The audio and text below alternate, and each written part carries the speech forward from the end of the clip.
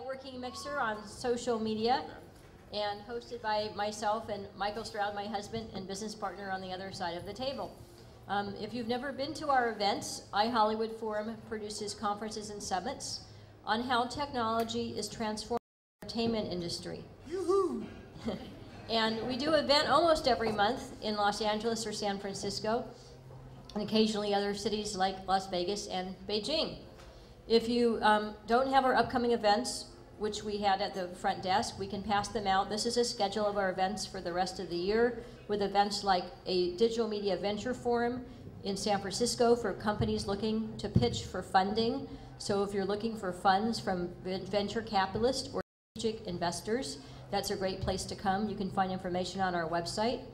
In LA at the end of July, we have our Search and Media Summit on what search and media means for Hollywood and the entertainment industry, with speakers like Yahoo, Google, AOL, and many others. August 22nd, we're in Beijing. We're now booking speakers. We're doing a conference co-located with the largest broadcast TV conference in China called BRTV. And we are doing a digital media summit for them on digital and mobile media and doing deals with US companies. David, where are you? David is managing that event, so you can, if you don't, I don't see him at this moment. He's right there. Oh, there he is. David Ng, stand up, David. So if you're looking for, if you're interested in speaking opportunities, David can help you out. Then October 22nd in San Francisco, we have our largest summit, the Mobile Entertainment Summit, which is located in downtown San Francisco. We just did one in LA about 3 weeks ago. And together all the players in mobile content, technology, applications, and services. Then in San Francisco, September 25th, we have our IPTV World Summit on television, digital video, internet, new business models for the television industry. And in December, we have our Digital Living Room Summit on consumer technologies for the living room in San Francisco. So, plus we're always coming up with new ideas. Like tonight's dinner, we've seen in the last few months of what social media means to Hollywood, that we thought it would be fun to have a networking dinner like tonight. We actually got our start 5 years ago by doing dinners like this every month, and then we started doing conferences. So we hope you have a good time, and tell us what you think of the venue, because they've expressed an interest in hosting these events every month on Monday nights, like iHollywood Mondays or something like that, with networking mixers and panel discussions. So we welcome your feedback. If you're looking for opportunities or sponsorship opportunities, contact any of us on the staff or at our office on the website at ihollywoodforum.com. We're always looking for new speakers. And we'd like to thank our sponsor of tonight's event, which is Reunion. And one of, who's the Reunion speaker? Who will be speaking on the panel as well, right? So at this point, our schedule is we're going to have a panel discussion, and then we're going to have a live focus group. So when they're done, we're bringing in 6 real people between the ages of 16 to 30 who use MySpace a lot, anywhere from 2 to, one person said 20 hours a day, which I haven't quite figured out what they do when they sleep, who are very excited when they heard we were doing a focus group because they really want to tell other people in their opinion about why they love MySpace. So we hope you'll stay for the focus group and you get to ask them questions. Thank you, thank you, thank you.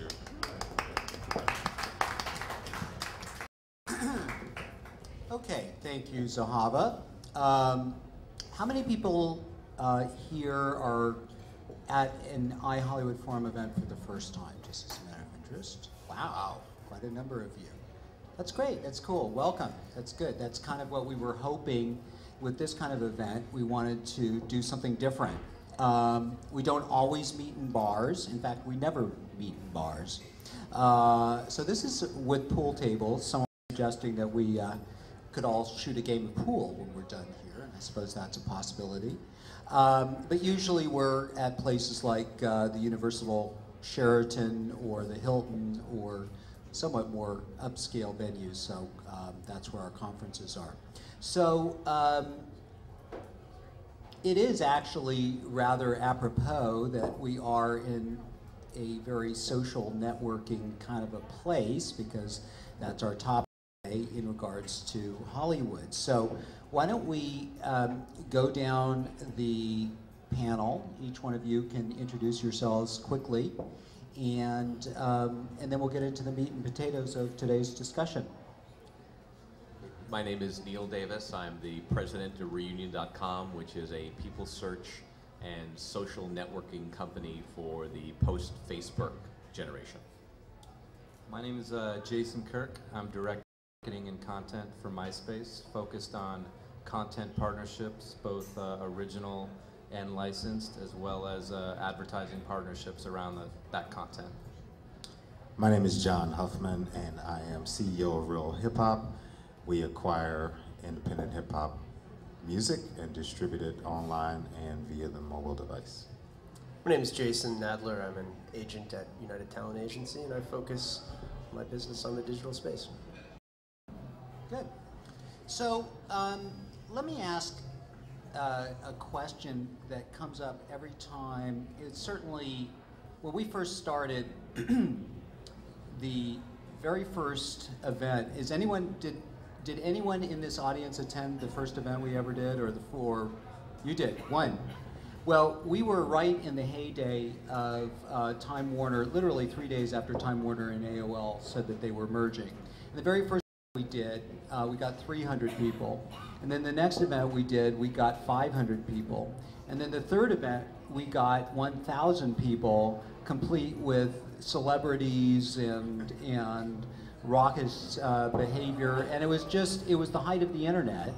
And Hollywood thought it knew what it was doing, and it turned it out, which basically was, oh, it's very simple. We take our TV shows and our movies and stuff, and we just slap them on the internet, and everyone will watch it, and all is well. And of course, everything kind of went bust. Well, here we are again, and at some level, actually, it's kind of ironic. That is what Hollywood is doing. They're taking their TV shows anyway and slapping them on the net. And this time, it's finding a much greater audience, which is another topic in and of itself. But the buzzword of the moment is social media. And there is so much excitement and so much hype around the idea of social media and entertainment and all the opportunities for creating new forms of user-generated content from fans and so forth, that one has to ask the question, is this another bubble waiting to break, or is this something legitimate? And does Hollywood know what it's getting itself into? So why don't we start with that question? I'm sure that'll get the conversation going, and we'll go from there. So who wants to take a stab at that? Well, I built a couple companies online before I converted into a mobile executive and entrepreneur. So I was a part of that. I was as a youngster, we built a hip hop search engine. We built the A&R operating system, and yes, that whole boom was a wave that a lot of us rode. And we got out. I got out before the bubble burst. So one of the wise man. One of the lessons that I definitely learned then was, as an entrepreneur leveraging technology, it was to definitely pay attention to this won't last forever. Right. So I really believe that about mobile as well. I think we're all going to settle in. There are going to be some major players that kind of really lead the industry in the right direction. But yeah, the main thing that I learned is it won't last forever. And a lot of guys thought it was going to last forever. I knew some guys that really made out really well. So that's one of the things I learned. I mean, I think of it less of a burst and more of a refinement.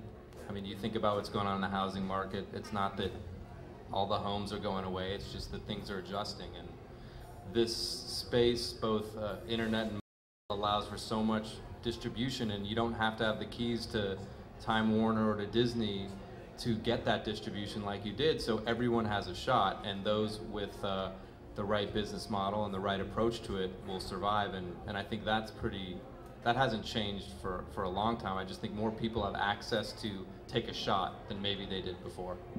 Okay. I guess since I was at AOL when we did the Time Warner purchase merger,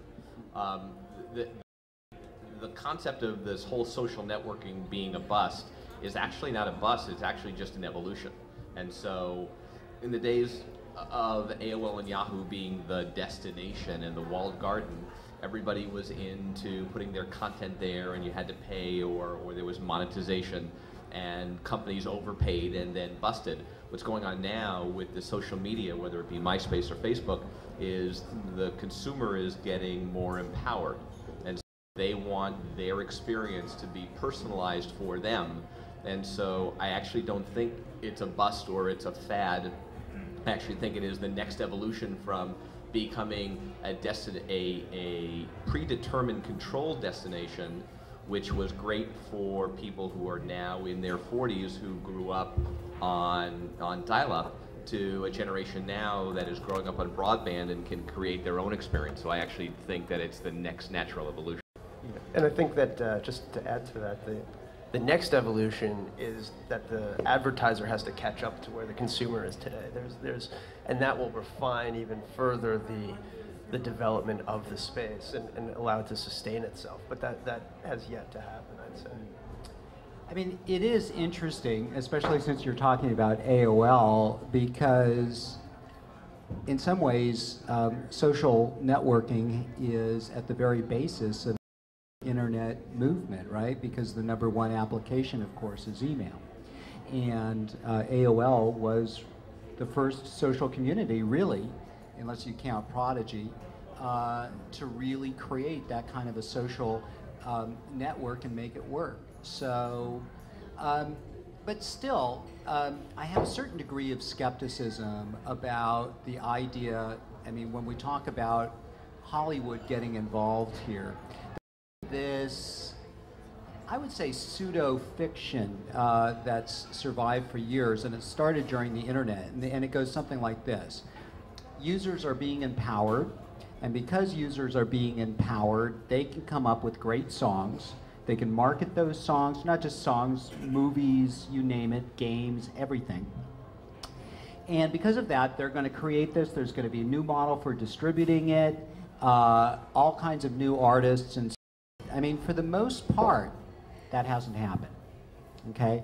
There are individual cases of companies that do pretty well in promoting user-generated content. The one that immediately comes to mind is GarageBand, which does a moderately good job of bringing people up from the bottom and marketing them, but nothing at all like what Hollywood does. And I think that was one of the great fictions on the technology side of the internet boom, was that somehow Hollywood would be displaced by these young kids who knew what it was all about.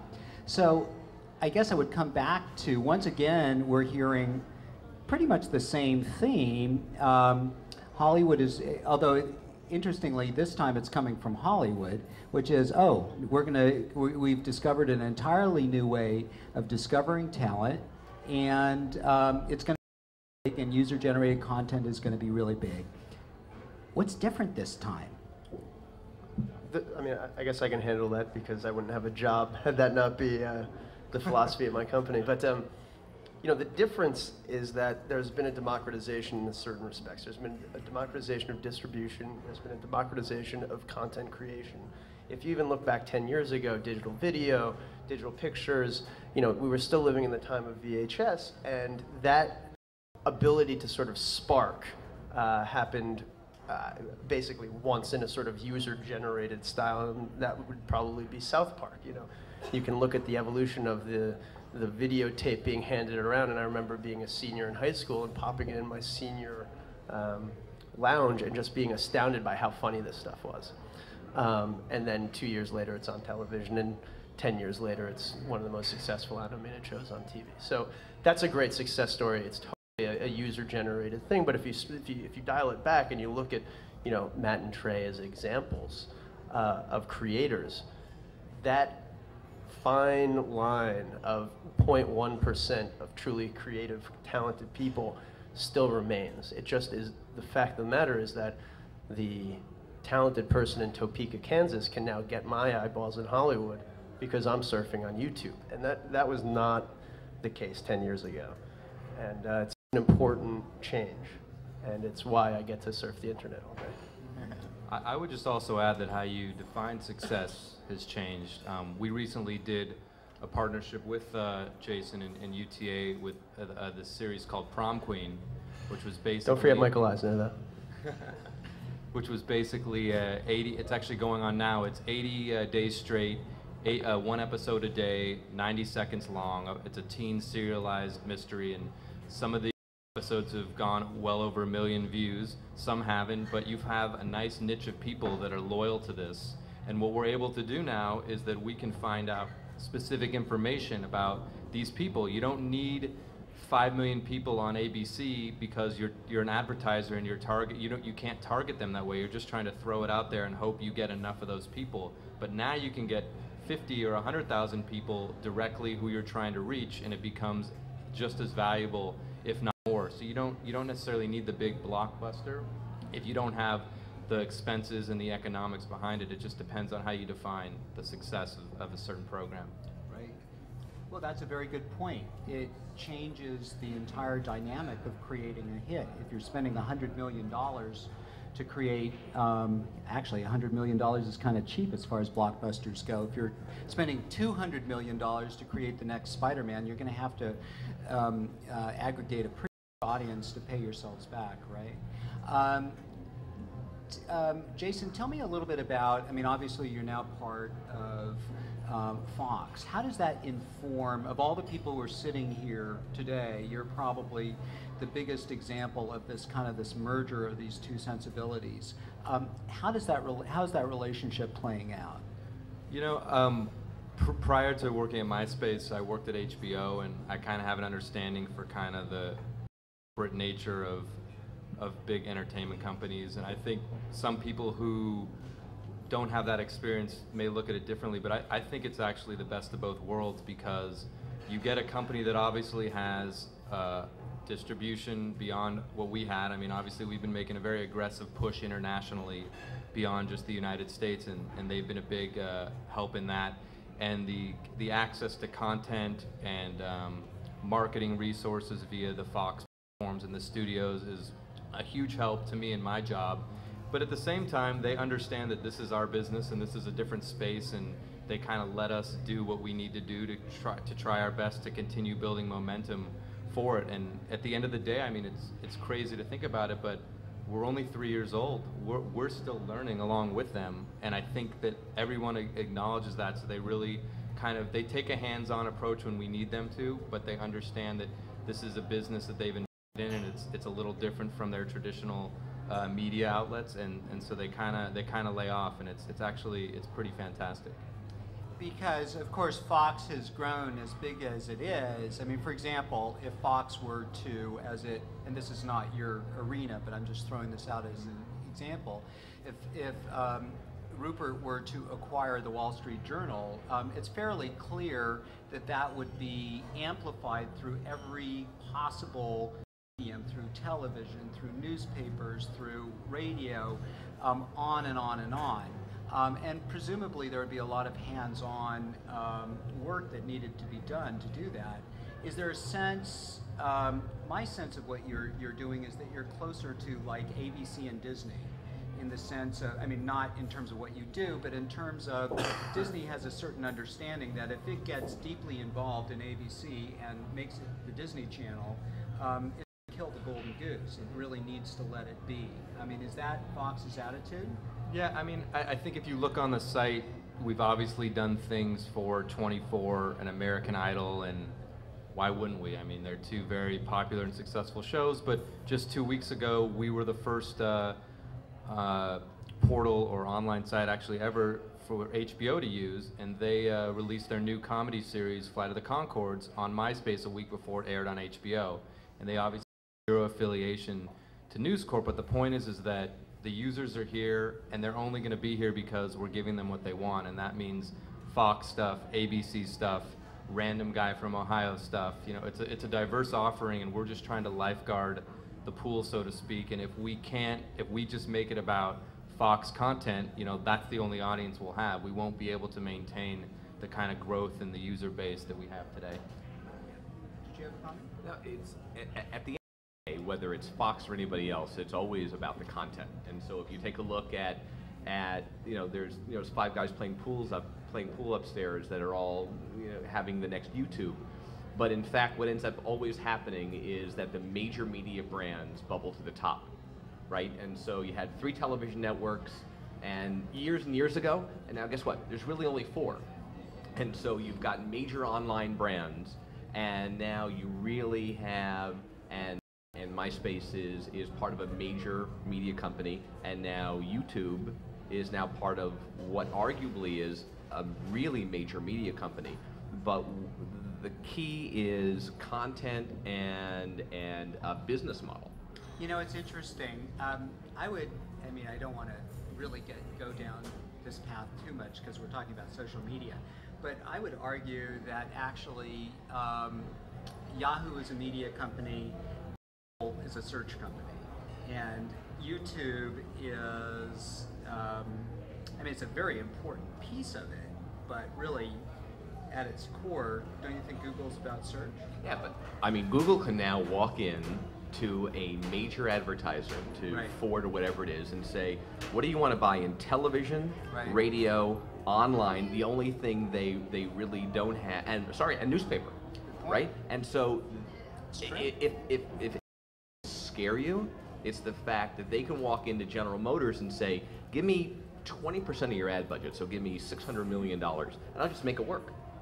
Right? And then they have just like an army of people that can just make it work, and they got a jillion impressions, and they have all these quarter pages, and they have all these 30s, 10s, and bookend 15s, and they can do whatever they want. And so what they've done is effectively spend the money, and they are now a major media. It's ABC, and it's NBC Universal, and it's Viacom, and it's News Corp, and it's Google. Wow. And I would argue that they are a 5th major entertainment brand. Interesting. Wow, that's really interesting. Worthy of another discussion than tonight.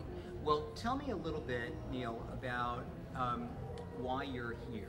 Because the connection between a site like yours, successful as it is, and Hollywood isn't immediately clear. So we've got 28 million registered users, and we're adding about 1 million new users a month. And shockingly, we are profitable on the subscription model, right? And so other than maybe the New York Times and porn sites, there's not too many profitable subscription models. But what we're beginning to do is branch out, and because we have so much user data against our 28 million registered users, and we're talking to record labels, and we're talking to studios about the ability, based on behavioral targeting, based on what users have opted into, to integrate their messaging into our audience, and potentially through the option of emailing or widgets or any of the other kind of personalized experiences, really allow our users to customize their experience, which is basically what they want to do anyway. I find the point of all this that I find particularly fascinating actually is the reverse, which is integrating your product into, which is also something that Jason Nadler is very deeply involved in, integrating the user-generated content piece of this into the traditional Hollywood product. And I know that's part of what you're doing as well. Television, games, but particularly television. You want to talk about what your goals are in that arena, and how a user-generated or your reunion product would fit within that.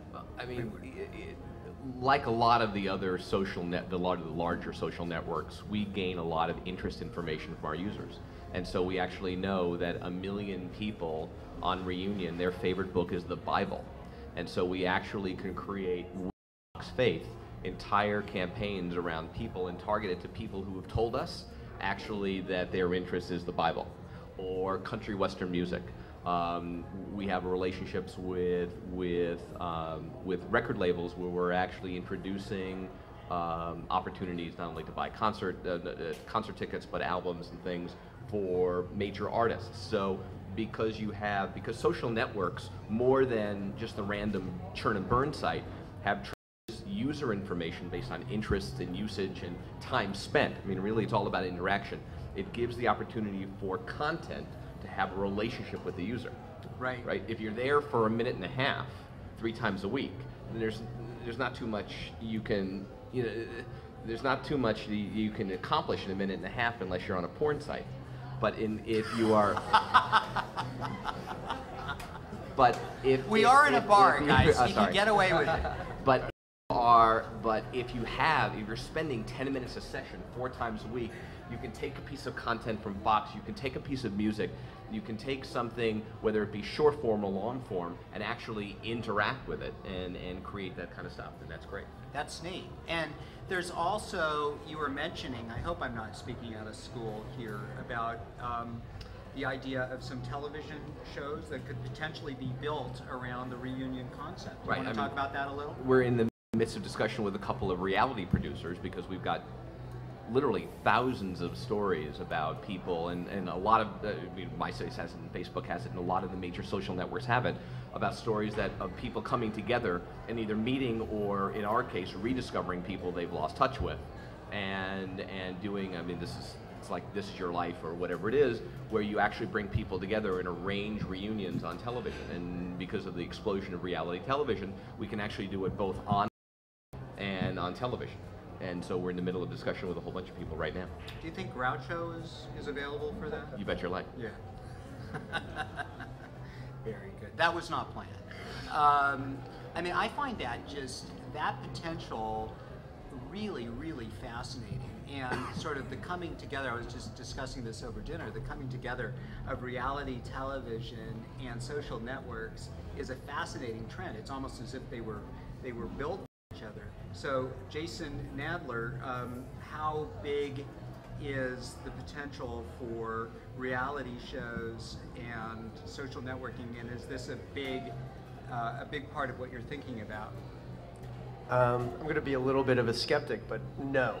I mean, there's a place for it, but I think that and we can ask the teenagers or the average users as they come in, but from my perspective as an avid A, reality TV watcher, and B, and more avid social networking fanatic, it strikes a little bit more of marketing than pure content. And when you can go to the social network and get the pure content that you want through the sort of interaction of the actual social networking site, it speaks more of a sort of old model than what really the true potential of social networking is. Now, that's not to say that there's not a compelling content play, but these first initial bursts of it, MySpace had a brief show on the DirecTV network.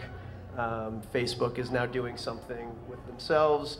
I forget where it's being distributed, but I'm a little bit skeptical that it won't be too much brand and not enough story when you can really just do the story on the actual natural site itself. So that's me being a skeptic a little bit.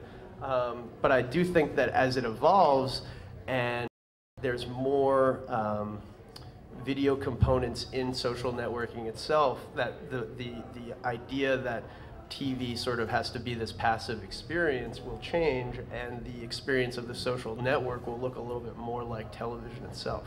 And there's certainly ways to advertise against either of those. But, right. But the TV play itself seems like a little bit of a stopgap measure to me. Mm.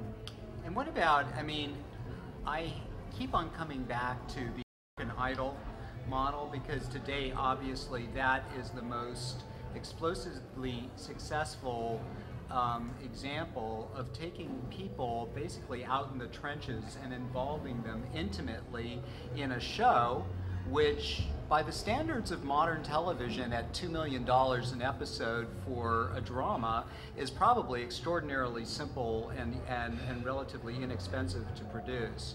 So how big is that concept? Of the American Idol concept? Well, basically taking user-generated content and essentially building shows, building programming around it, whether that, I mean, obviously it exists on the internet, but building, say, television programs and other forms of media around it. Well, I mean, I think that, just hearing pitches all day, the concept of American Idol is as old as the Gong Show, is as old as anything along those other lines of a talent review. What they've managed to do so successfully is combine a really interesting talent, a la Simon Cowell, and the interplay between, it's a very traditional sort of television play. It's figuring out who the players are, and then what they've managed to do is harness this mobile technology to actually feel that people have the average viewer has a stake in it that no show has really done before. So the next show that will be interesting, but I mean, you look at American Inventor, you look at all these things that you wonder if there's lightning in a bottle, and you wonder if the fragmentation of the audience, which, the sort of long tail that often gets discussed, is going to make those American Idol type hits few and far between. Now, Simon Fuller is a genius, and he's not my client, and well, he certainly thinks he is. No, I doubt it. Maybe after. I just, that the format is there. It's not revolutionary. What's revolutionary is the groundswell of interest. And maybe the next American Idol really takes place almost exclusively on the internet, and TV is an ancillary, because the level of interactivity of American Idol, how old is it now? 4 years ago, might be stale at this point. There might be for that next truly interactive thing where it's not just mobile, but it's people, giving their all in some other way. And I don't have the genius idea, so I'll just stop there. But there's more to be done. There's more to be done. John, is social media music salvation?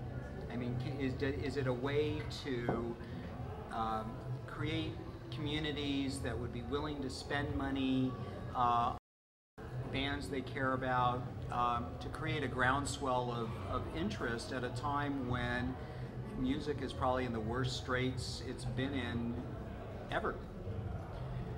Yeah, I think the traditional business is, but it's actually a lot of fun if you're using these tools the right way. It really is. One of the exciting things we do in reference to social media, it's not just a consumer-facing opportunity. We actually network DJs, for instance. These guys are tastemakers, and we have 18,000 DJs, so we find an artist somewhere, we can take that artist, sign them to a digital distribution deal, send the song to the DJs tell us. I get a report back of 3,000 DJs that say whether it's good or not. That's really interesting. And those DJs, if they say it's good, the ones that say it's good, they turn on the radio, they in the clubs, and they start to build the energy and the buzz behind the artists. And consumers don't even know that running behind that is a platform that allowed the DJs access to music online, allowed them to rate it, comment on it, tell us whether it should be a music video for it, and give us this reporting system we can turn over to independent labels and artists and say, hey, this is the feedback we're getting. So really to have that kind of opportunity to connect with DJs before this, in the old school way, is with the payola of radio and all these gigantic challenges. So if you're an artist and you're really talented, and you're really good, and you got savvy guys who know how to leverage this stuff, it's really exciting. So I think that one of the keys right now is to how I communicate with the artistic community is from a business standpoint and saying, hey guys, this is your new opportunity. It's not just about getting signed to a major label anymore and getting 60 cents cross-collateralized against all your revenues and all the expenses associated with parties you weren't even at. It's just a new world, and it's a great opportunity. So I'm really excited about it. Well, how do you monetize that, though? Yeah, that's a very good question, and I could talk about this all night, so you can keep asking. But basically, monetizing. Let me give you a tangible example. To monetize, I view it as I have a risk mitigation grid. Part of the philosophy behind a risk mitigation grid is to say, what aren't you going to pay for, and what aren't you going to do as an artist, or as an independent label, or even as a major label, or an aggregator, or a carrier. So for me to monetize music in this day and age, there are a lot of new players that are involved that are running businesses and that are interested in great content. So when it comes to monetizing, I think about it, okay, who's going to pay the artist advance and record the record? Okay, that's reserved for independent labels.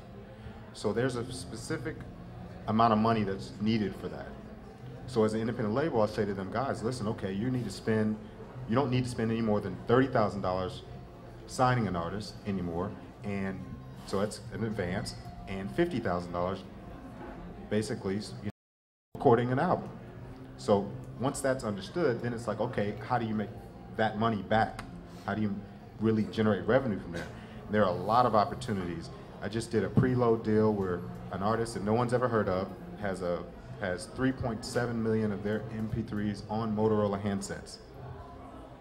And they're paid every time that song is sold on every single one of those handsets. Now, I'm going to stop you there because this is, it's fascinating stuff. And specifically was the social media component. How can the social media component of the music business be turned into money? Well, right now, in reference to the 18,000 DJs, labels and artists pay us to access those DJs.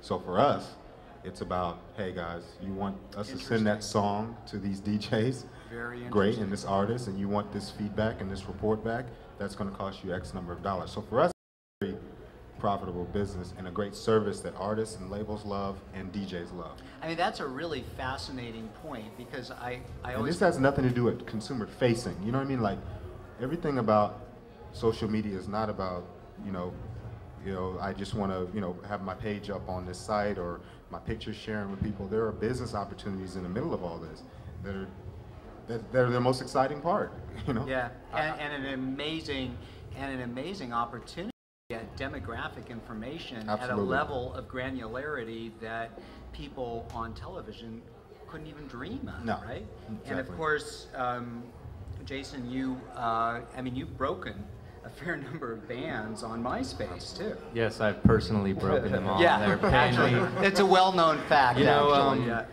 We have something actually that I'll briefly talk about because I'm not the music expert, but we partnered with Snowcap, and basically artists that aren't signed to a label or those signed to labels that are okay with this, we allow them to sell their songs straight from their pages and receive money much like a big artist would do on iTunes. And to your point about how social media makes money, I think our whole approach is that everybody can win if it's done the right way, if the technology is put in place the right way, if the model is fair, if the advertisers, as Jason said, can get on board. There's enough great music out there, great content, great video. It just has to be set up properly, and I think that you don't just need 5 big acts. I mean, I think the old way was we're gonna produce 20 movies, and if 2 of them are big hits, they'll pay for all the others, then some. We're saying, it doesn't just have to be a home run. We can have 10 base hits. I mean, what team wouldn't want someone that can score, get up to the plate and get a hit every time? And I think it's just, again, it's how you look at and define success. But I think there's a lot of flexibility. You don't just need to be Snoop Dogg anymore. You can be, J-Dog. And if I've got the model set up and I've got a good guy like this helping me out, I got a good guy like this helping me out, we can both make money together. And then, real talk. Representing some musical acts that have emerged from the MySpaces of the world, or actually the MySpaces of the world, not That's no right. others. Yeah. There's an even simpler model. I mean, this is a direct connection to your fans, and that's a sort of traditional understanding of what social networking is. But what we've been finding is that the real money to be made is the actual social connection of people going to your show and knowing when the show is going to be in Albuquerque and getting your butt to the stage. And that's a really important thing for the artists themselves. That's money that they really control, that the major labels and are sort of going by the wayside as emerging artists realize that the Snowcaps, the MySpaces, and the touring can equal a livelihood that they wouldn't have been able to have without the MySpaces of the world. And what everyone's saying really is it all points to the need to have multiple revenue streams, right? So if you're a website and your entire business model is either advertising or get bought by Google or right, then we've all seen that the bubble will burst again, or the market will soften and retrench again, and Google and Yahoo is not going to buy everybody. And so the ability to, right, I mean, TV networks have more than advertising revenue streams, newspapers, magazines. I mean, maybe arguably only radio is more dependent on advertising than any other revenue stream. The concept is, if you're a website, you've got to diversify to be able to create these social networking opportunities and to create one-to-one relationships between your users and advertisers, marketers, content providers that are more than just advertising. And what if you're a studio? What do you have to do? Well, I mean, the studios have multiple revenue streams, so it's not all just box office. There's a number of ways that studios make revenue up and above people buying tickets. But what studios and people long form and short form have to understand, and I think they do, I think they're getting it, is the fact that no one wants to come to Disney.com to watch the trailer. What people want to be able to do is take the trailer of the new Pirates movie and drag it through a widget or whatever it is onto their MySpace or onto their Facebook and have the experience for themselves and the people who visit it. So a studio, any content provider has to get off of the concept of being a destination and understand that content needs to be portable, measurable, portable, and then and when they get over that hump, everything will be great. Okay. One final question, and then maybe we have time for a few questions from the audience.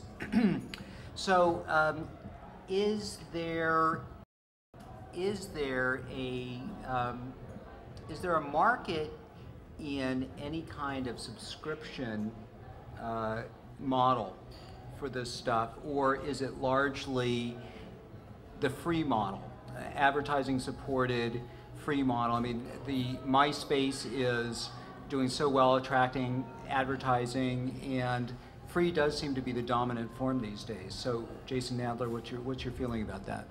I think it most closely mirrors the TV model, quite honestly, and you know, we've all grown accustomed to free television, and then somehow we've then grown accustomed to paying for our cable, and then you somehow grow accustomed to your pay-per-view and your HBO, and you know, so they're different tiers, and that should be the same thing in the internet, and it really opens up options rather than limits them, I think, and it should continue, and I think, you know, the evolution of the advertising idiom will help facilitate that in interesting ways, but that's really been the biggest challenge so far in the year that UTA Online has been in effect, is figuring out when they're going to catch up to what the content creators, what the portals really want to do and want to do for the customers. So, Jason, do you want to just give a few more examples of the kind of talent that you're recruiting through social networks? Sure. So I already mentioned, you know, bands like Shiny Toy Guns or Mickey Avalon are probably the two most notable who have emerged as, you know, from the great unwashed of MySpace as certifiable hit makers. But then other people that I really look for on a day-to-day basis are writers, directors, producers, and to a certain extent even, you know, straight actors and actresses. But the goal at this point in this nascent place that I am trying to nurture is people that can do it all, people that can produce compelling content, unfortunately for now on the cheap side of things, for guys like Jason Kirk, and kind of create compelling content specifically tailored for the internet and for the internet generation, and for people that understand that there's more than just the 22-minute television show. There is a underserved need for new forms of content, and the internet sort of as this playground for amounts of time, different ways to interact with characters, or you know, different forms of storytelling. But it really boils down to story, it boils down to content, and it boils down to compelling an audience to come back for more. And so some people that we represent, anyone from a writer-director by the name of Britt McAdams, who won a Webby Award last week for a program he did for Comedy Central, which is sort of very typical television play, yet it's, you know, it's 4 minutes long. You can watch it anytime you want. And it's called Honesty. We're really happy for him. And to guys like Ask a Ninja, who came across this ninja phenomenon that's tremendous on the internet right now. Managed to harness it into a business where they're grossing, you know. Grossing is a good word, actually. Yeah, you think it's gross? It's not that gross. Over 7 figures for, you know, funny content on the internet, and that's a homegrown business. That's how you notice when the barriers to entry are no longer there. When you could never in a million years pitch a ninja answering questions from email to a TV network and say this is going to be. Me. You know, it just doesn't work. But on the internet, it does. And so, you know, in the next 2 years, the face of what entertainment is will be different. And the way that agents such as myself used to go to comedy clubs, I now surf YouTube. And that is really where I think the next wave of talent will emerge from. And that's what I'm confident will sort of make a new shape for the internet. I mean, do you want of clients? But, yes, continue, please. Mm-hmm. Okay, good. Do we have a wireless mic?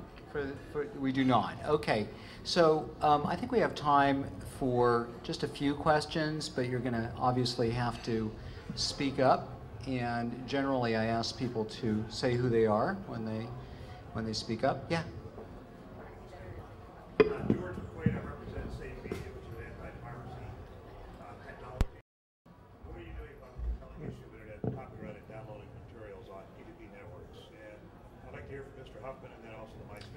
I'm sorry, the downloads of... Illegal downloading of copyrighted material, what are you doing on that compelling issue to fight it? Okay. How did I know this was going to come up? I have to preface anything I say, but I'm not obviously the expert in this space for us, but I do know that any alerted of content that is on our site that should not be there, we take it down immediately. And we also recently announced it's called Take Down, Stay Down, where we can footprint the content. So if it appears again on the site, we won't, if someone tries to upload that same type of video or song, we footprint it so it doesn't come up again. But I mean, we're obviously being owned by News Corp. It's not in our best interest for piracy and copyright. But when you have 180 million registered users, it's hard to catch them all right away. So we rely on our users as well as the content owners to alert us when something like that happens, and we take it down as quickly as possible. Okay. Yeah. And you asked for me? I'm really interested about the music. Yeah. Why the music is hurting? Yeah. What are you doing? Is it a concern as far as what you're doing? I've when Napster first came around and they took Napster down and all that, I was a crazy gunslinging little kid, and I thought Napster was the greatest thing ever. And I held a little Napster rally in Dallas, Texas. And I ran around with a little sign going, what are they trying to do to art? One of the greatest things that have ever happened to artists. I'm a different breed of entertainment executive. I embrace of music anywhere you can get it. As much exposure as an artist can get, the better. I think that it's a job of an executive to figure out how to monetize the fact that somebody does want to share your crappy song with 1 million people for free. That takes work and effort.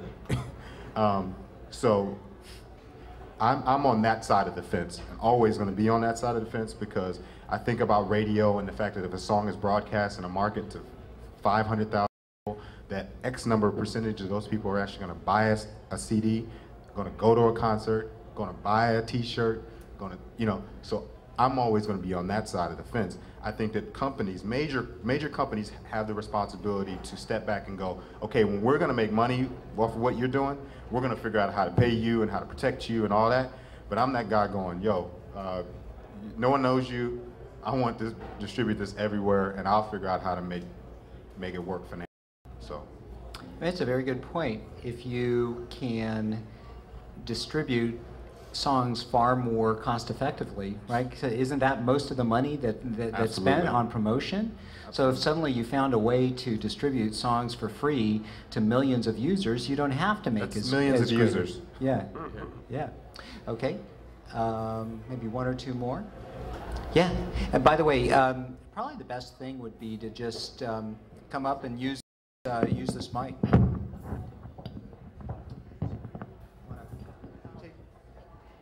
Why don't you come up here and use the mic? So I had a talk over here with a couple of technologists in the audience earlier, and one of the things I found to be a little bit difficult with this sort of social networking type of system is that when you're creating new venues, let's just say you're going out and really putting a campaign out there to attract something, let's just say something that's a flair of, let's say, American Idol or something, and you want to, and you're probably, Jason's probably getting a little bit of this, where hey, we have to push this thing out here a little bit. How do we push it out to all these people? You know, and this might be a little bit of a technical question, but how do you guys get prepared for that? Because that's a heck of a lot of people you got to reach. You're expecting a lot of hits. You know, in the old days, if I having Victoria's Secret ad during the Super Bowl was almost impossible to view. How do you guys get ready for this? Because this is the big issue I have from a technology standpoint, working as sort of a COO of one of these companies, to really push this from both the technology side but also the marketing side and make sure we accomplish what we have to do. I mean, it's a challenge, and what makes my job so great is there's nobody there that's, hey Jason, I've been doing this for 25 years and this is how it's done. You know, everyone's like, what do you think? What do you think? It's very collaborative. I also think that, and someone mentioned it earlier about the idea of influencers. I think it was you who was talking about the DJs or influencers. What we do on MySpace is very similar because you don't have to reach, you know, all 69 million unique visitors a month in the US. You need to reach the right ones, and we can follow who those right ones are based on their base of friends, interest, what they're doing. There's something that's recently been coined, the momentum effect, where for every, you know, it's basically the idea that if you reach the right person, they might tell 15 of their friends, and those people will tell 10 of their friends, and so on and so forth. And before you know it, because it's so easy to spread the word, you've hit maybe 20,000 people, but your message or your product has hit 2 million people.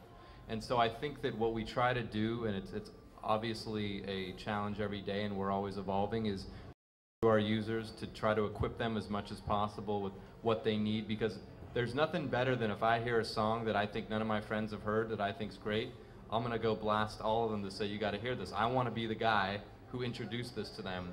And there's a serious sense of empowerment that takes place on MySpace and other sites every minute just around that. So I think it's just really equipping them with the tools to do it on their own. We kind of light the match and let them fan the flame. Plus the fact that is really cheap these days. I mean, you can buy... That helps. Right? I mean, boxes are so inexpensive. You can throw 20 some odd more boxes up there for a couple $100 grand. It really is nothing.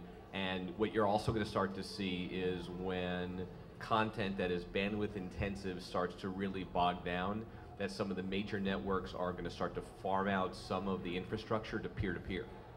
Try to take the load off of the servers. So that hasn't happened yet, where actually then you actually start to employ your system is almost like a backbone, but that's going to happen soon too. Excuse me, next question. Sorry. Hi, so I'm Maria Pinar from FinPro. We help promote Finnish technology companies. And anyway, so two questions I really have, because we're really moving into the area of where we have ability to interact with media that we've never had before. Users have a means of communication with one another and media that they've never had before. So can we define this thing that's called social networking? Because I don't think I hear multiple definitions of that. And the second question is really, how do you really create and link those communities? Because people seem to be participating in multiple communities now. How do you leverage that?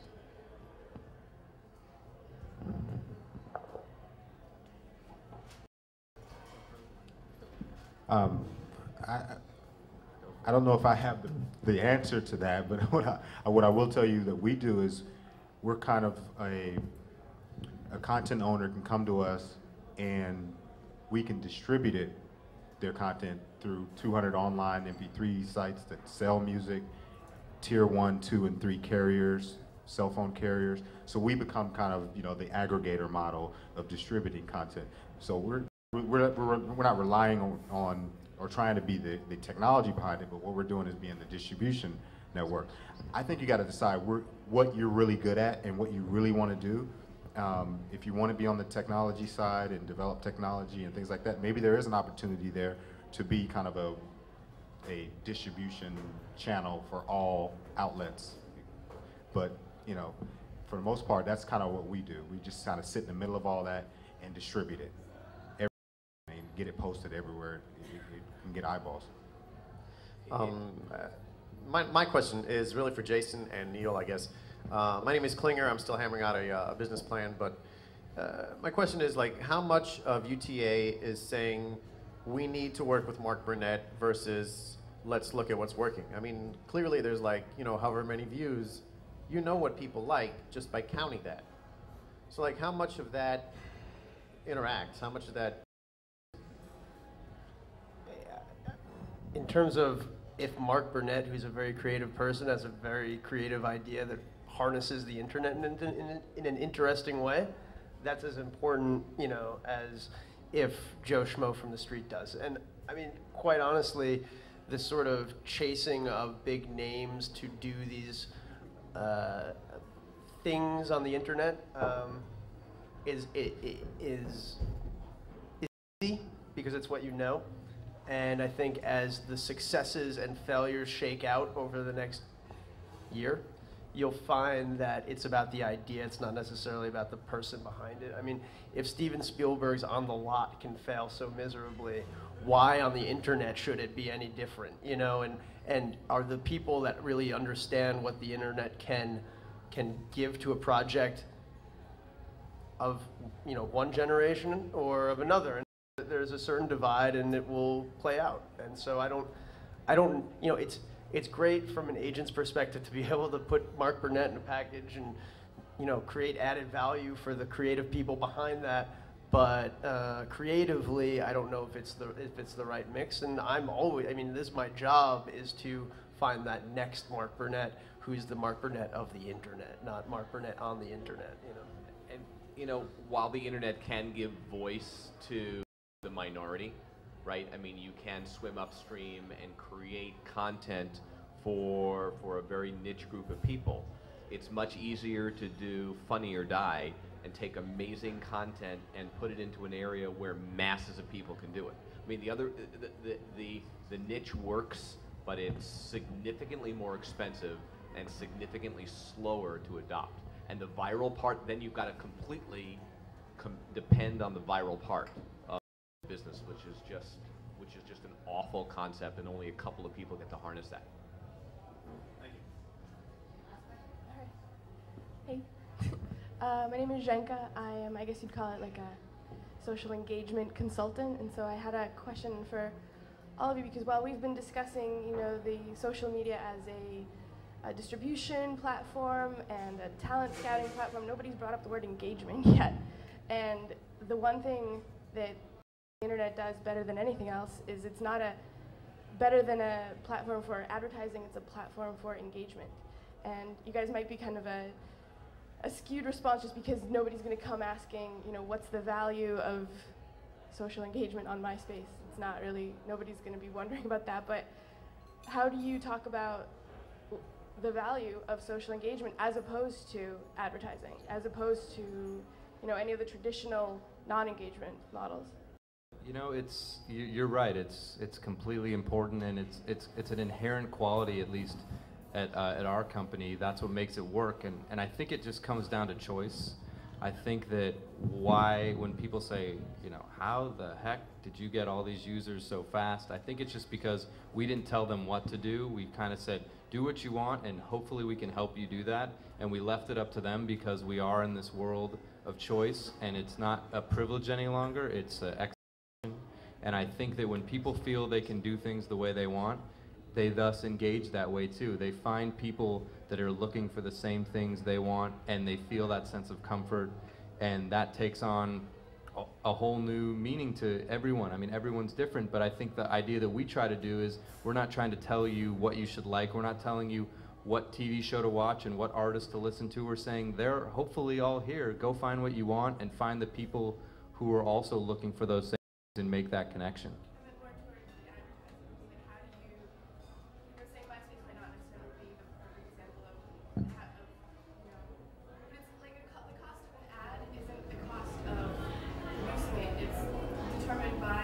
Value of the exposure that's going to generate. Right. Well, you know what? I think the best way, and what I'm trying to do with a lot of the content partnerships I make is, and talking to advertisers, it's about association, and you engage your audience online, associating with things they're interested in. If Pepsi offered a free download of a new musician that I liked, I would be very appreciative of that. Or if, you know, with Prom Queen, we have Hairspray sponsoring it, and they're delivering something that a good portion of our audience is thankful for, and because of that, whether consciously or not, they're engaging in what that brand's about. I think it's less about, hey, I'm Pepsi, drink me, this is what it's about. I think with a lot of the, especially these major brands, we know, we've all grown up with ads in our face all the time, and I don't think the MySpace audience minds them as long as they're relevant.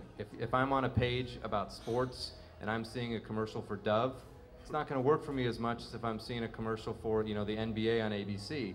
And to the same point, if these brands are providing me and associating with things that are important to me and doing it in a well thought out way rather than just I need to be everywhere, it's a lot more effective. I think we have a responsibility, though, to provide more of those opportunities and rely not just on banner ads, but on, you know, content and contests and promotions that really allow the brands to deliver to users what they want as well as get their message out. Yeah, I think MySpace is starting to do it pretty creatively. I mean, I still remember that the movie 300 let me put 300 pictures on my MySpace page, you know, and that sort of giving back is, in any way that you can do it as a brand, is important for. But in terms of engagement, you're right. It's an incredibly undervalued metric on the internet, and as I said, that there's a refinement of the advertising community that has to take place. There's no Nielsen rating for engagement, and if you speak to an advertiser, they really only care about hard numbers. And what it boils down to is figuring out how to measure that, and also, you know, trying to figure out an aggregated audience of a specific target means when they are really compelled to act. And it will be interesting, and I think that, you know, in short time, that will be as important as numbers of views, et cetera, et cetera. But advertising is actually working backwards now, right? So in time there will be, but right now you're actually getting people to, you're actually measuring commercial ratings. So when people leave and how, so what's happening is the other way, and people are starting to penalize disengagement. So ultimately, that'll come full circle, and you'll start to get like this engagement quotient, right? An ad on a page with 5 minutes spent is the same impression as the ad on the page with 5 seconds spent, right? And you pay the same because it's one page view, it's the same CPM, but if the ad is creating the engagement, that there should be some sort of a factor or a quotient. Views are easy but frustratingly simplified, and it will change as sort of the information gets flowed back to the brand and they see how valuable it is over, you know, it will become much more interesting, it will become more lucrative, and it will become fair to the talent as well as the portals that are supplying the ads. Okay, I want to thank you guys for a great panel. Let's give them a hand. Thank you. So while we're going to have a focus group momentarily.